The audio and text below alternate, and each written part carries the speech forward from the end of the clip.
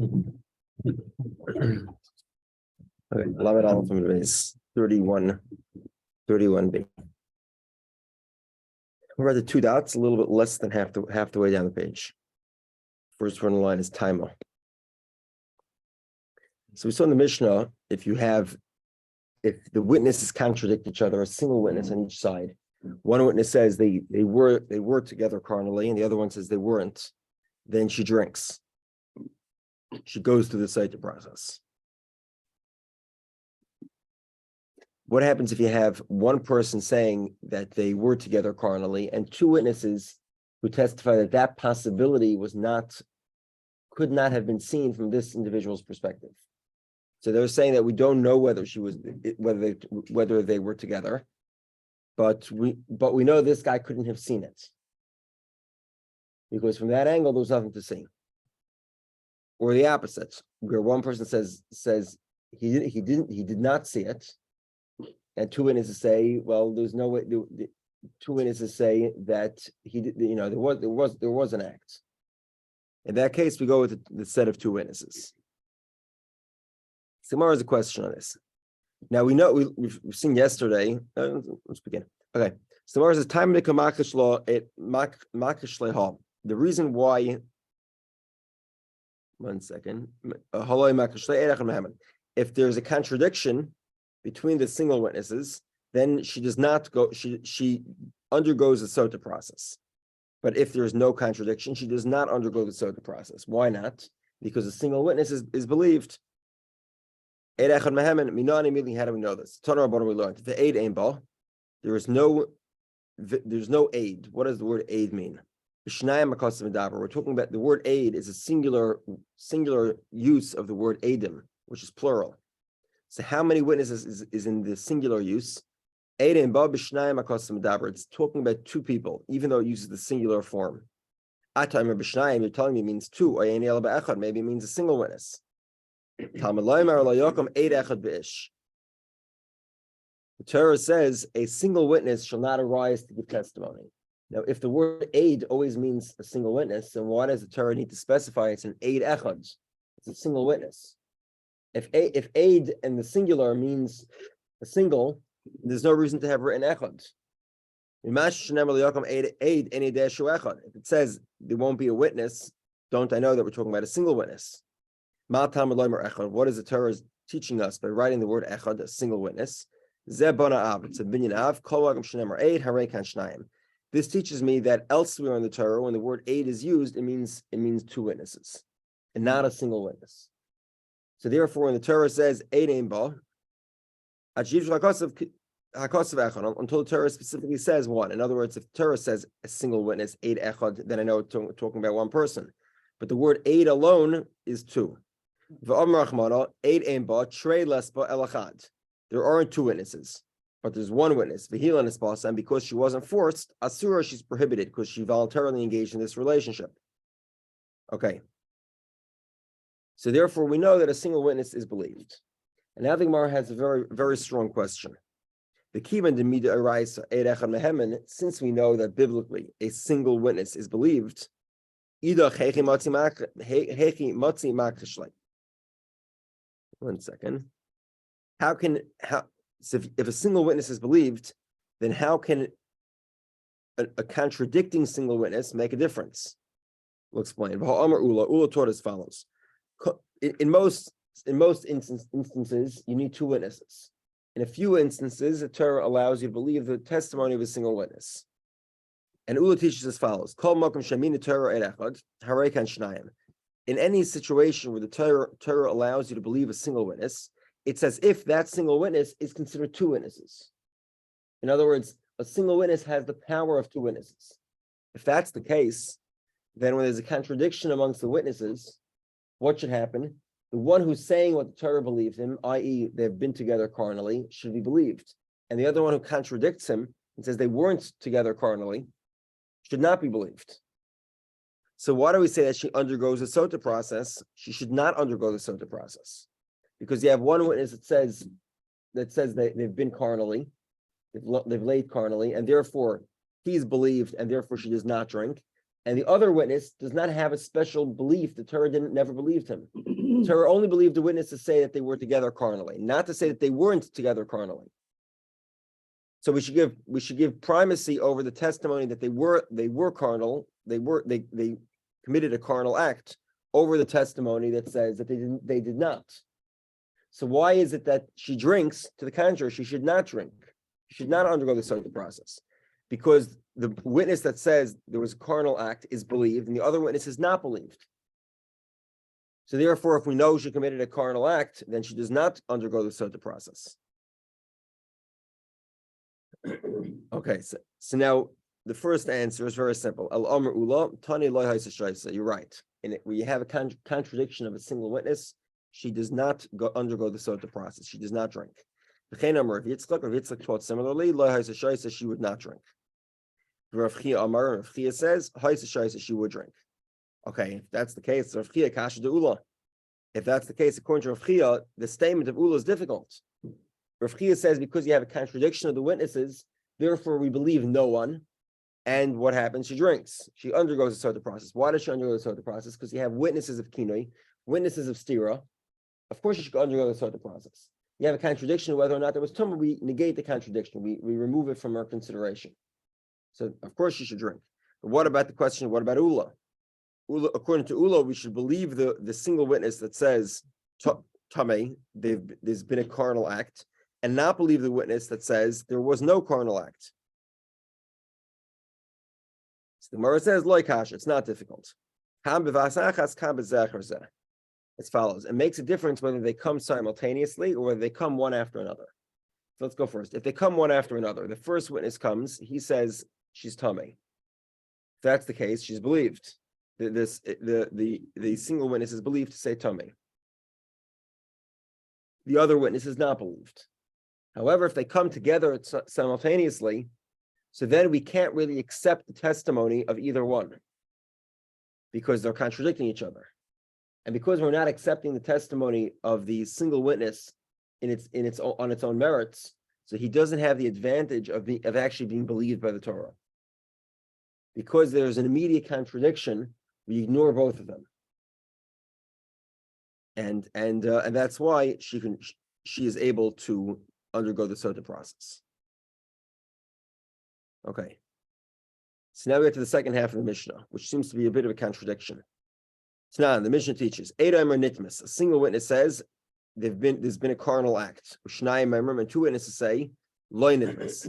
Loy nitmas, we explained, doesn't mean there wasn't a carnal act. It means that from your perspective, you could not have arose to that conclusion. The two witnesses tell the single witness, there's no way you could have known that. Did they lay together carnally? We don't know. In other words, she's a classical Sotah. She's a regular Sotah that has to undergo the Sotah process because we don't know whether they were intimate or not. Okay. Haisa shaisa, she would drink. Hold on. That's because there's a contradiction of two against one. Hachad v'chad. But if there was a one against one contradiction, lo haisa shaisa, she wouldn't drink. And this is a question to Rav Chia. It's a question of Rav Chia. Rav Chia says a contradiction, she does drink. The second half of the Mishnah seems to indicate that in the scenario of a contradiction, she does not drink. Because only when it's two against one, that's when we say she undergoes the Sotah process. But one against one, she wouldn't. This seems to contradict Rav Chia. So the Gemara says Rav Chia would not be impressed by that question because there's two scenarios in the Mishnah. One scenario is where one guy, the single witness says tamei. The two witnesses say there's no proof, there's no evidence of a carnal act. And then we say she drinks. But the second half of the Mishnah is the opposite scenario. Two witnesses say she's tamei. There's been a carnal act. One witness says there hasn't been. Okay. Rav Chia would say, according to the other version, in a case where there's a contradiction of single witnesses, she does not drink. Let's look at the end of the Mishnah. Two people say there's been a carnal act. A single witness says could not have known that. She doesn't drink. Let's say there was a contradiction of one against one, she would drink. So therefore, this supports Rav Chia's opinion, and it's a question on Ula and Rav Yitzchak. Ula and Rav Yitzchak say in a contradiction of one against one, she does not drink because we believe the single witness that says tamei, that she laid carnally. If that's the case, then it would contradict the second half of the Mishnah. So in general, the Mishnah is difficult. There seems to be a contradiction in the Mishnah and the end of the Mishnah. 2 against 1 against and 1 against 2. In both scenarios, we say that we believe the 2, but the implication of both of them is what would happen in a 1 against 1. According to one statement, the 1 against 1, nobody's believed, and according to the other version, we would believe the one that says tamei.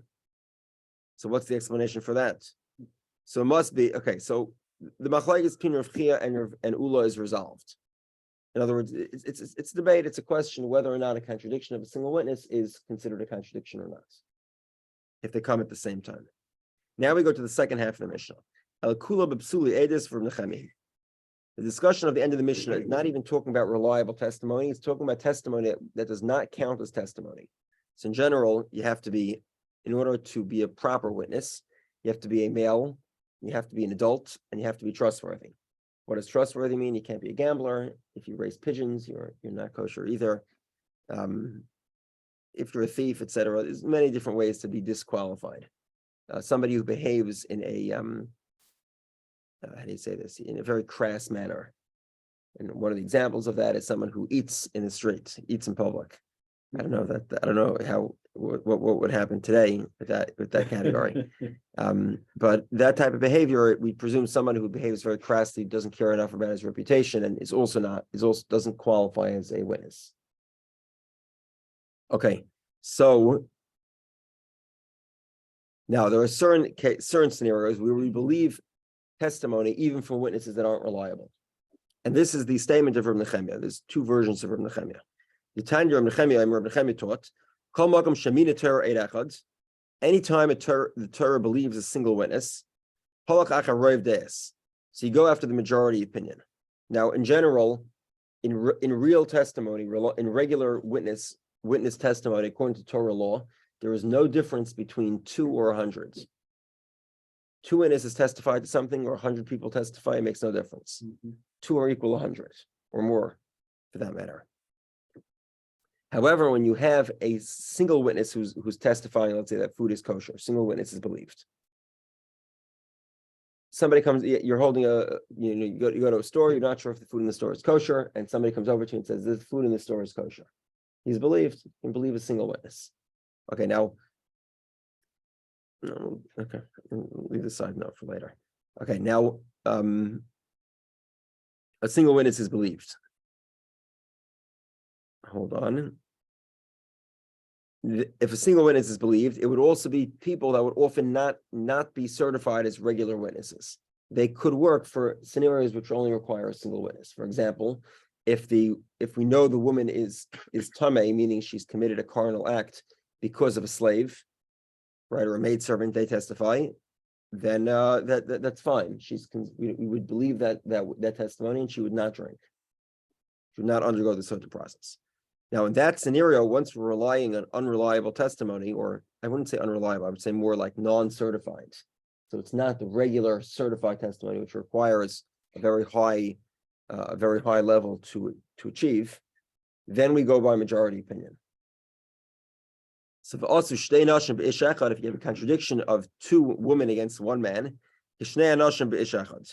you treat it just like 2 men against 1 man.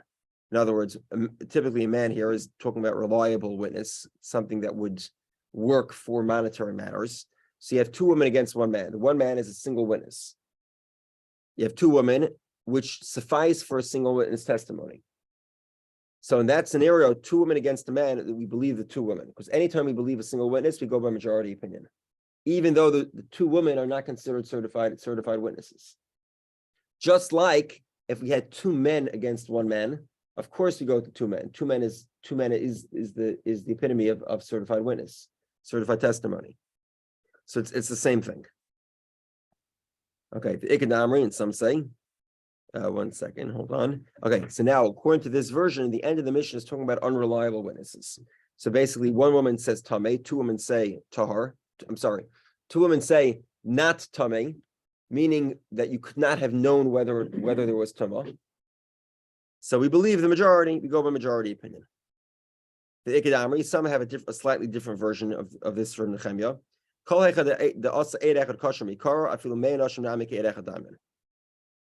if we have a full-fledged testimony of a single man in a scenario where the Torah believes a single witness, for example, Tumah, then even 100 women cannot contradict that.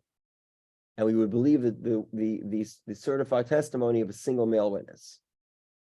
What are we talking about here? Where a woman was the one to testify that she witnessed a carnal act. And explain the idea of Rabbi Nechemia as follows.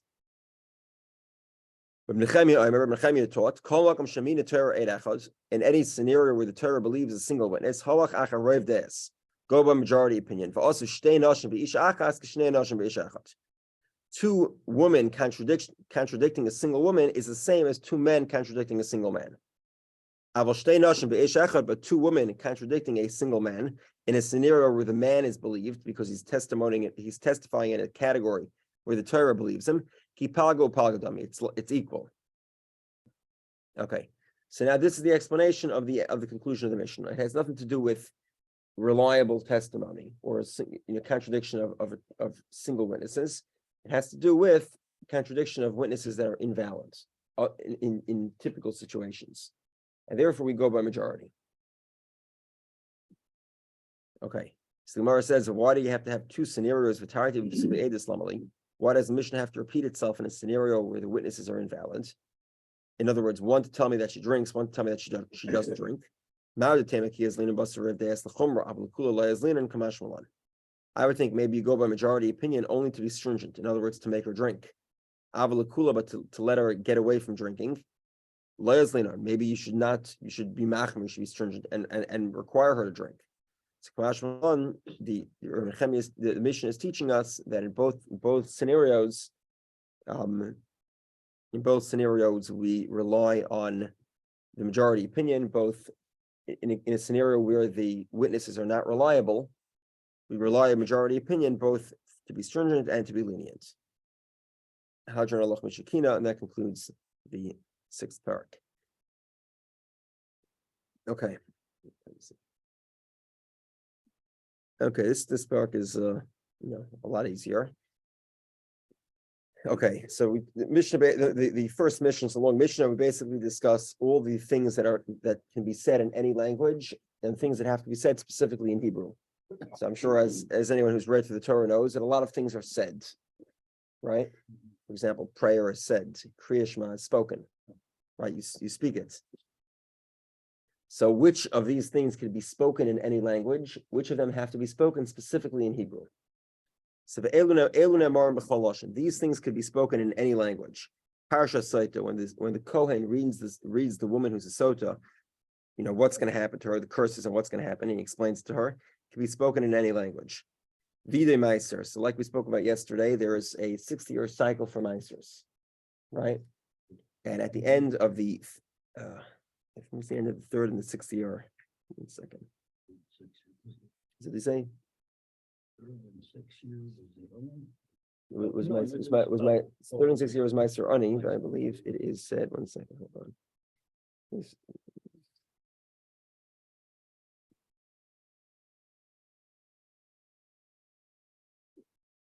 Yeah. It's the year following the 3-year cycles. It's the 4th year and the 6th year. In the 4th year and in the 6th year, he confesses. What does the confession mean? Again, so the 4th year is really before the crop is grown. So you think of 3 years, right? You begin Rosh Hashanah. So Rosh Hashanah Shemitah, obviously, let's say this past year, right? This past year, Rosh Hashanah was we are now in the beginning of the 1st year cycle. What's that called again? Isn't there a name for this year? But so Shemitah? No, after Shemitah, isn't there I don't know. So right now we're in the 1st year post Shemitah. Right? This past year was last year? No, I'm sorry, it was a year. Last year Before Shana was Shemitah, right? Yeah, before Shana Shemitah. So this year we're in the 1st year of Shemitah, but the crop hasn't grown yet. Right? So it'll take by this year, by this time next year, let's say Pesach time next year, we'll have had 1 crop. But Pesach time, and that would be in Pesach in year 2. Pesach in year 3 would have 2 crops. Pesach in year 4 is conclusion of 3 crops, which is 2 years of Meiser Ani, 2 years of Meiser Rishon, 1 year of Meiser Ani. Right. At that point, you make a vidu, you make a confession, which is basically a certifying statement that you've distributed everything the way it was supposed to be distributed. That is vidu meiser. Vidu meiser can be said in any language. Kriya Shema, saying Shema every day, can be spoken in any language. Utfila, prayer. Birchas Hamazon, grace after meals. Shvuas ha'edus, u'shvuas ha'pikadon. Okay, 1 second.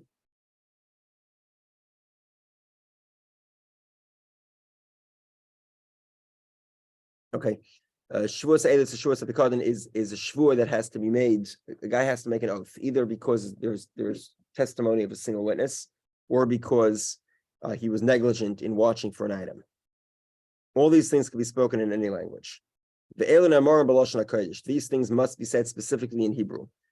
When a person brings his bikurim to the Beis Hamikdash, he has to say the verses. These verses are typically the verses that are used in. Typically, these are the verses that are printed in the Haggadah. The second section of Magi goes through a lot of these verses. Etc. That parsha needs to be written. That section has to be spoken in Hebrew. The chalitza, in order to do chalitza, there's sort of a conversation that goes on between the woman and her husband. She speaks out. He doesn't want to do yibum, etc. He certifies he doesn't want to do yibum, and then she spits at him. Though that conversation needs to take place in Hebrew.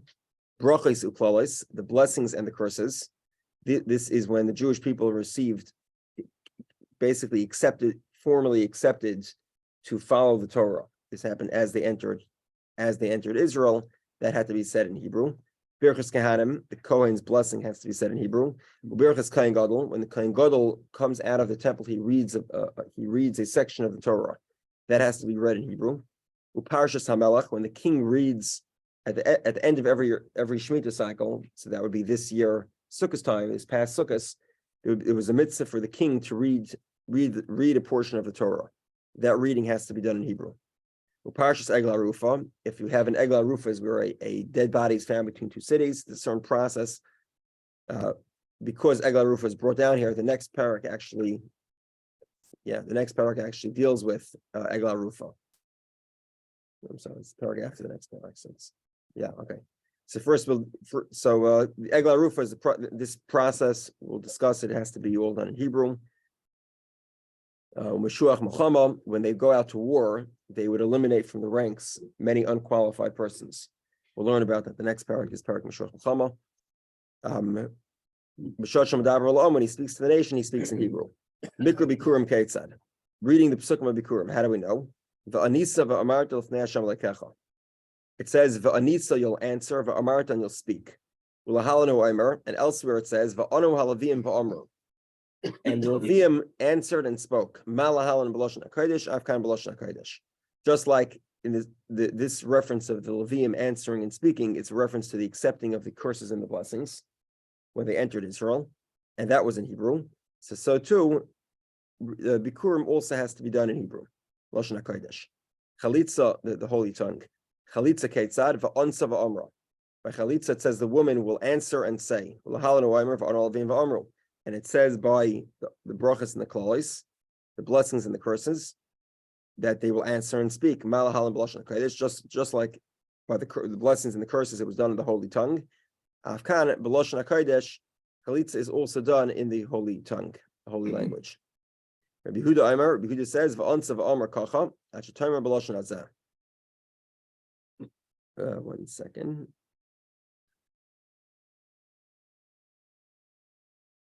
It says she will answer and say kocha as follows. Now, kocha here is actually meant in 2 points of reference, because kocha really is connected to is the end of the verse. Kocha means this should happen to a man who does not do yibum, but it could also be read as va'ansa v'amar kocha. This is exactly how it should be said. This is what will happen to a man who doesn't. So, in other words, kacha means it should be said exactly the way it's written out in the Torah.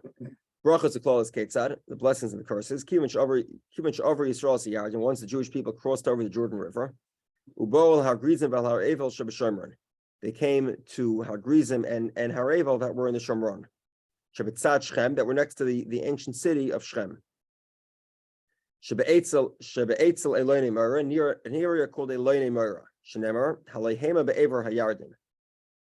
1 second.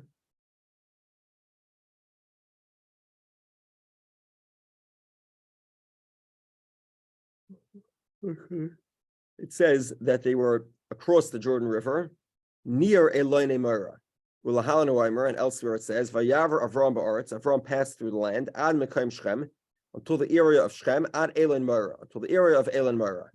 Ma Elon Mora Amar Lahalan Shechem, Af Elon Mora Amar Kan Shechem. So obviously ancient Shechem is a city which we know today. It's in the city of Nablus, the ancient city of Shechem. And that is roughly in that area is where the mountains of Hagrizim and Har-Evel are. And if anyone's taken a tour of Israel, one of these tour guides, they might be able to point you out where Hagrizim and Har-Evel are understood to be. Okay, so Elon Mora is near Shechem. We know where Shechem is, so we know where Elon Mora is, and therefore we know where Hagrizim and Har-Evel is. Shisha Shvatim Olo L'Rosh Hagrizim. 6 Shvatim went on to Hagrizim. Shisha Shvatim Olo L'Rosh Har-Evel. 6 of them went to the mountain of Grizim. The other 6 went to the mountain of Evel. The Kehanim, Valavim, Va'aron Oimdim Lamata, Be'emtza. The Kehanim, the Levium, and the Ark of the Covenant, the Aron HaBris, they were in between the mountains. The Kehanim Makif and his Aron. The Kehanim encircled the Ark of the Covenant, the Aron HaBris. Vahalavim es Kehanim, and the Levium encircled the Kehanim. The Klal Yisrael Mekanim Mekan, and the Jewish people are standing each on their own mountain, 6 on one, 6 on the other. Shenamar v'Klal Yisrael is Kenav Shaytav v'Shaytav Aimdim Mizeh u'Mizeh la'Aron. They were all stood on opposite sides of the Aron, the Ark of the Covenant. Hafru Pneim Klapi HaGrizim. They turned their faces to the mountain of Grizim. Upaschu bebracha. They began with a blessing. Baruch ish shalayasa pesel masecha. Blessed is the man who. This is the first of the blessings. This is in Parshas Ki Savai, in Dvarim, Deuteronomy. Blessed is the man that does not make a pesel or masecha, a form or an image of God. Ve'elu ve'elu omer amen. So the Levium speak out the blessing, and the Jewish people respond amen.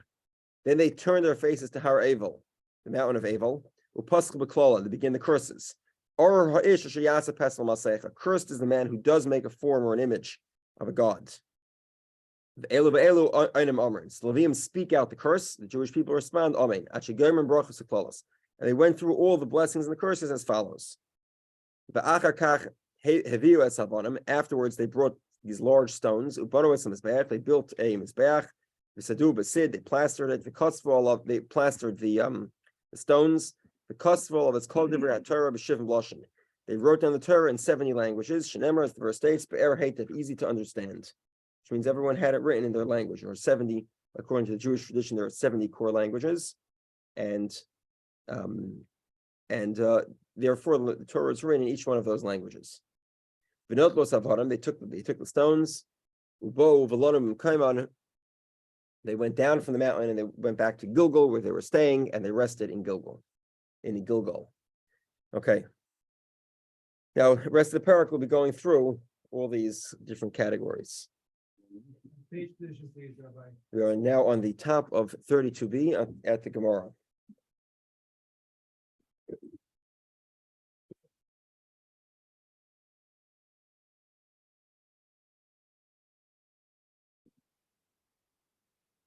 Yeah. Okay. Anyway. Parshas Sotah Minolan. How do we know that the section of Sotah could be spoken in any language? The Kohen is going to speak to the woman. That means presumably the woman's going to understand what the Kohen is saying. It's imperative for the woman to understand. Because of that, can be spoken in any language. In any language that the Kohen speaks and the woman can understand. The rabbis taught, we speak to her in any language which she understands. For what reason is she drinking? With what is she drinking? We'll explain all of this. Why did she become tamei? And how did she become tamei? Why is she drinking? Because she violated his warning and she secluded herself with another man. And with what is she drinking? The Mekida Shacharas. She's drinking with an earthenware cup, which is sort of a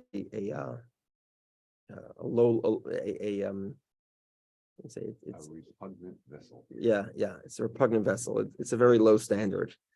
Generally speaking, these earthenware vessels, were not used for regular consumption. Alma nitmis.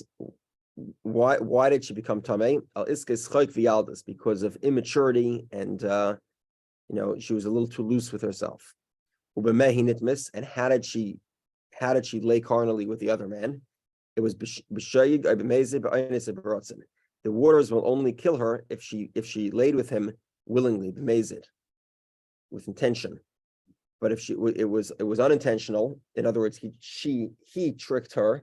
He claimed that her husband died, let's say, or he raped her.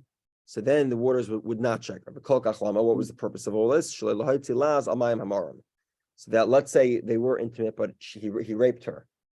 Then the waters would not check her. But she might think that the waters wouldn't check her if she was amazed as well. In other words, if she was intentional. So we explained to the woman that if she was raped, the waters will not kill her.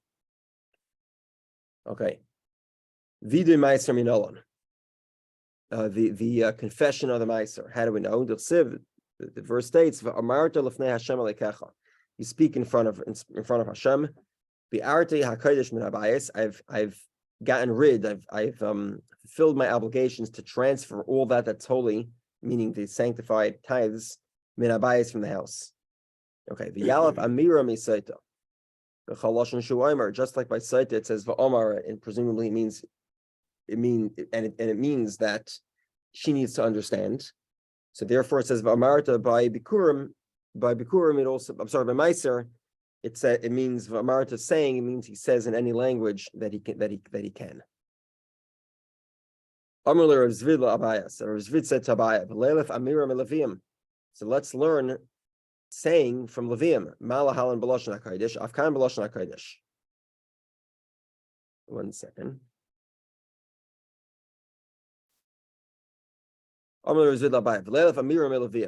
Let's learn Amira speaking from Levium, Malahalan B'lashon HaKodesh, Afkan B'lashon HaKodesh.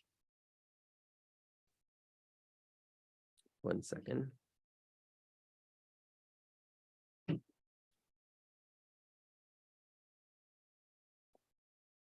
Okay. In other words, just like by the Levium, when it says that they spoke out the blessings and the curses, the brachas and the klolos, and Haragrizim and Harevel, it also says Amira, Malahalan, and just like over there, it had to be in B'lashon HaKodesh, in the holy language. Afkan B'lashon HaKodesh, it also has to be in the holy language. So the Gemara says, "Done in Amira Greidosa me Amira Greidosa, ain't done in Amira Greidosa me Aniya ve'Amira." By Sotah and Bikurim, it just says the word va'omra or va'omar. It says he will speak, or she will. Or they will speak. However, by Levium it says va'onu va'amru, they will answer and they will speak. So therefore, it's more appropriate to compare Meiser to Sotah than to compare Meiser to the brachas and the klaus. Tanya, we learned a person says his own praises in a low voice, ugnusa, in his embarrassment b'kol ram, in a loud voice. What does that mean? Shvacha b'kol namach. His own praise in a low voice, min videi hamaiser. 1 second. From the confession on the meiser. So basically, he's certifying that he's fulfilled all his requirements, all his duties. But by meiser, it says v'amarta, you'll speak. However, when it talks about bikurim, the section of bikurim, when a person brings bikurim, he reads a section of the Torah. And what does that section talk about? It talks about how our grandfather served idols. Right, Rami, Ovid Avi, whatever.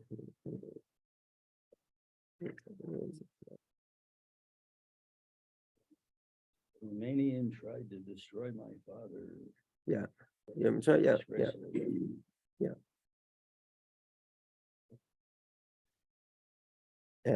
second. Hold on. Yeah, in other words, so Lavan, who is the father of all the Jews, effectively, because he's the father of the 2 wives of Yaakov, he served idols. So that's sort of the embarrassing part, and that's said out loud. Why? Because by Bikurim, the Torah says, Va'onu va'amru, you should answer and you should say. Presumably that means you should speak it out loud. So the Gemara asks, Va'amr Rav Yechon Mishum Mishum ben Yechai. Rav Yechon taught the name of Rav Shimon ben Yechai.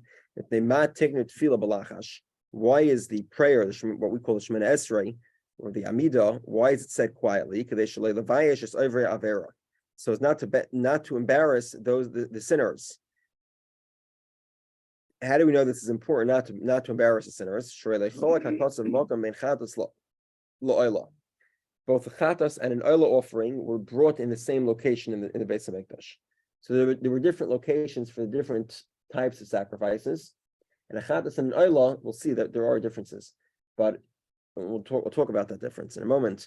But they were brought in the same location, meaning an oila is typically a voluntary sacrifice. A person feels good about God, or he wants to atone for relatively minor sins, so he brings an oila. You think he's a great noble man. Somebody who sins and has to bring a chatas, he's in the same location. So there's no real way to tell who's here for the real things and who's here for their own great levels. Okay, and therefore from this we see that it's important to treat the sinner and the rabbi equally, in some sense. Nobody should be embarrassed to be a sinner, and therefore that's why the prayer service is quiet. So if some person has to confess his sins quietly, nobody will know the difference. Okay. 1 second. 1 second. Sure.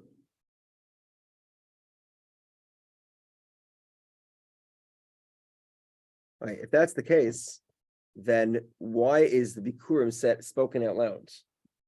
If the Bikurim is telling us of the sins of the past, and we're just positing the importance of equating of allowing the sinner to behave in a manner which people think he's righteous, why is it that we're speaking the Bikurim out loud? So the Gemara changes the first statement of Rabbi Shimon bar Yochai. He says, "El ema tzarai." We're talking about a person's pain. In other words, if a person is in pain, we find that there is a purpose in sharing that pain publicly. We'll explain. The Tanya we learned, the Tame Yikra. The person's a mitzvah, so the Torah says the Tame Yikra. He will be pronounced as Tame. What does that mean? So he has to let everybody know that he's in pain. And everyone prays for him and they ask God for compassion. The Kol Misha Ira Baidavar, any person who's undergoing a situation where they're in pain, so he has to let everybody know. So this way the congregation can pray for them. So that is what's spoken about publicly, not necessarily the sin itself, but the not the sin itself, but the pain a person's in. That is a purpose of sharing publicly. We'll finish the Gemara and we'll stop there. Gufa, let's finish the Gemara. Amar V'yechem Shimon ben Yochai. V'yechem Torah in the name of Shimon ben Yochai. They matik tefillah b'lachash. Why is prayer spoken quietly? Shlo levayish is over avera, not to embarrass those that sinned. Because there's no difference in somebody who brings a chatas and somebody who brings an oila. The Gemara asks, is there no difference? There is a difference in the blood. Dam chatas lamalav, dam oila lamata. The blood of the chatas is on top of on the upper half of the altar. The blood of the oil is in the bottom half. So the Gemara says, you're right, but Hasam Kain hu diyada. At that point, it's just the Kain that knows. The Kain is going to know anyway, because the Kain has to slaughter it for the purpose of that sacrifice. The Kain knows whether it's a chatas or naila. But nobody's tracking exactly, that they're watching the Kain carry the blood. That much they're not going to do. What about the fact that a chatas is brought of a female animal? An oila is brought of a zachar, of a male animal. Samar says, you're right. They used to take the tail and they would tie the tail over the genitalia. So it'd be impossible to tell whether the animal was male or female. So the Gemara says, Teina kafsa. This makes sense if you're bringing a sheep, currently has a long tail. However, if you bring a seira, if you bring a goat that has a very short tail, which is not sufficient to cover over, Michael Amemar, then he clearly is going to embarrass himself. Samar says, you're right. He's embarrassing himself. If he didn't want to be embarrassed, he could have brought a sheep. And yet he chooses to bring a goat. So Gemara says this is true of all chatois. All sin offerings are all brought either with a sheep or a goat, except for one. If somebody accidentally serves an idol, so he has to bring a sur. If somebody brings a chatas, a sin offering, because accidentally he served an idol, he has to bring a goat and not a sheep. So a goat, everyone's going to see it's a she animal, and they'll recognize he's bringing a sin offering. Samar says, you're right. the sin of idol worship, even accidentally, is so severe that everybody needs to know about it. He has to be embarrassed, and that's part of his atonement. Because the sin is so severe, we want him to be embarrassed so that he's able to atone for that, the severity of that sin. Mashpah. Okay, have a great day. Almost back on schedule. You're in the same.